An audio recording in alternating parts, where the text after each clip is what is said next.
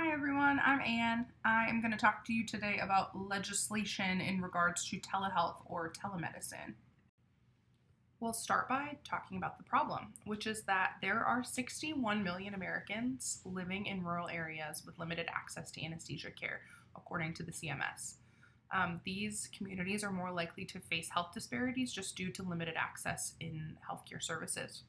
The COVID 19 pandemic really expanded the use of telemedicine, but some of these expansions are now expiring. Without legislation, CRNAs might lose the ability to provide virtual care, and this is an issue because CRNAs a lot of times are the primary, if not the sole, anesthesia provider in rural areas. They're already limited in resources, and it's already harder to provide full spectrum care to patients with things like pre op assessments or post op follow ups. And this is where telemedicine can step in and really help us to provide that full spectrum care. As I mentioned, full spectrum care is already limited by barriers that come along with rural medicine, things like a lack of resources, distance, weather, mobility issues. And while telemedicine doesn't replace a hands on approach to anesthesia, it really enhances our ability to deliver this comprehensive care. With pre op assessments, we can meet the patients where they are. It lets us build a rapport with our patients before the procedure. We can assess for anesthesia related risks, and we can just mentally prepare the patient for surgery better. As far as post op follow ups, those become more efficient too. Instead of requiring long distance travel for follow ups, we can track a patient's healing, help manage their pain, or even catch potential complications that might prevent readmission.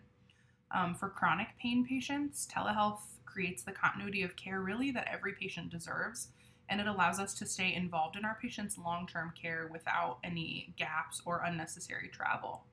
Overall, it improves patient outcomes, it lightens the burden on our patients, and it keeps us connected. As far as legislation goes, CRNAs have actually been eligible for Medicare telemedicine reimbursement since 2015.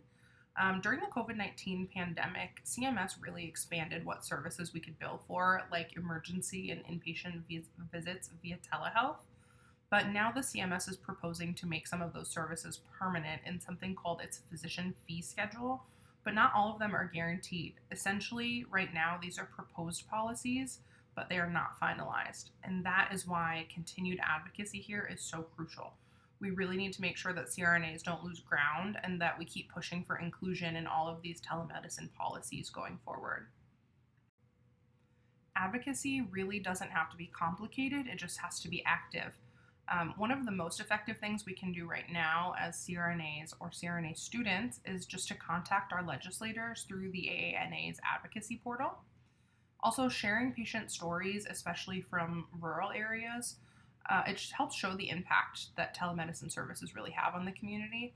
And for us in South Dakota, this topic is really important. We have a very vast rural population.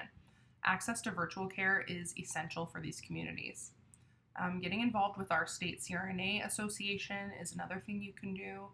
You can write letters, or even just being informed helps protect our ability to continue providing this high quality and accessible care to everybody, no matter where they live.